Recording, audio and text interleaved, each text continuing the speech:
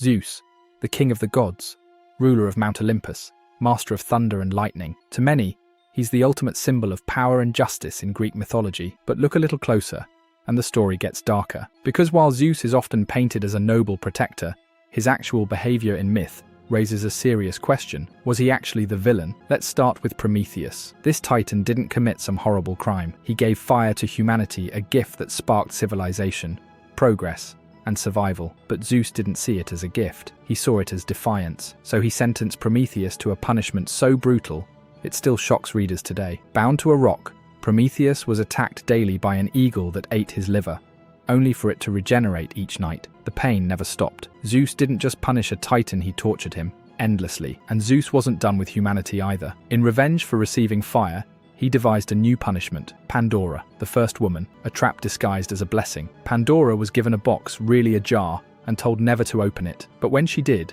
out came every form of suffering known to mankind: disease, death, pain, and despair. This wasn't an accident. It was Zeus's plan to make humanity suffer. Then there's the flood. Disappointed with humanity's behavior, Zeus wiped out nearly all life with a great flood. Only one couple, Deucalion and Pyrrha, were spared. The rest drowned. Not exactly merciful. A god who obliterates the world because he's annoyed doesn't sound like a benevolent protector.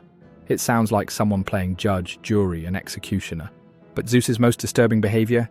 It shows up in his so-called love life. Myth after myth tells of Zeus transforming into animals, disguising himself, or descending in strange forms, all to pursue mortal women. He became a swan to seduce Leda, a bull to carry off Europa, a golden shower to reach Danae, a cuckoo bird to trick Hera. These aren't love stories.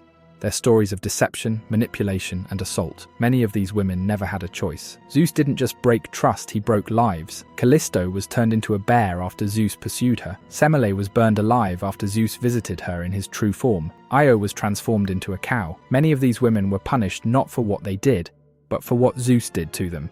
So how is this the god of justice? It's important to understand that ancient myths weren't moral blueprints. The Greeks didn't expect their gods to behave perfectly. In fact, they expected them to be unpredictable. Zeus wasn't worshipped because he was kind.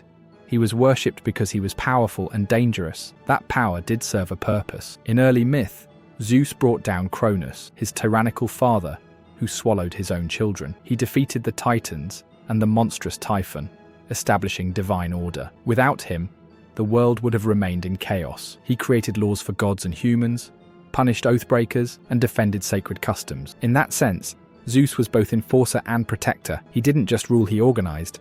He handed out roles to other gods, managed the heavens, and kept Olympus in order. But he ruled through fear, not love. He punished quickly, often without mercy. And when someone challenged him, whether it was Prometheus, Niobe, or even his own wife Hera, he responded with overwhelming force. In today's world, Zeus's actions would be seen as cruel, manipulative, even criminal. But in the ancient Greek mindset, power was justice. If you were strong enough to rule, your authority was unquestionable. That's what made Zeus the ultimate figure, not because he was good, but because he couldn't be stopped. Still, the cracks in his character were obvious even to the Greeks. Many myths subtly criticize Zeus. Other gods fear and resent him. His wife Hera is constantly angry with his affairs. His children, like Ares, Dionysus, and Athena, often take matters into their own hands. Zeus isn't respected out of admiration. He's respected because everyone knows the consequences of crossing him. Even modern retellings are picking up on this. In Netflix's series Chaos, Zeus is reimagined as a paranoid, authoritarian ruler, terrified of being overthrown. He's manipulative, angry, and vengeful, a divine dictator with a lightning bolt. It's a fictional exaggeration, but it pulls from real mythic behaviors.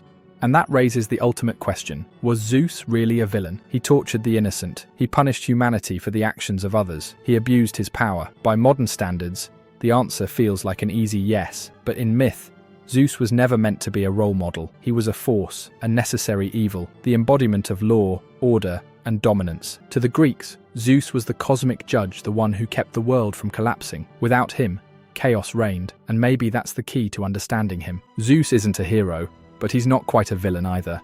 He's power raw, divine, and terrifying. And maybe that's what made him the most important god of all.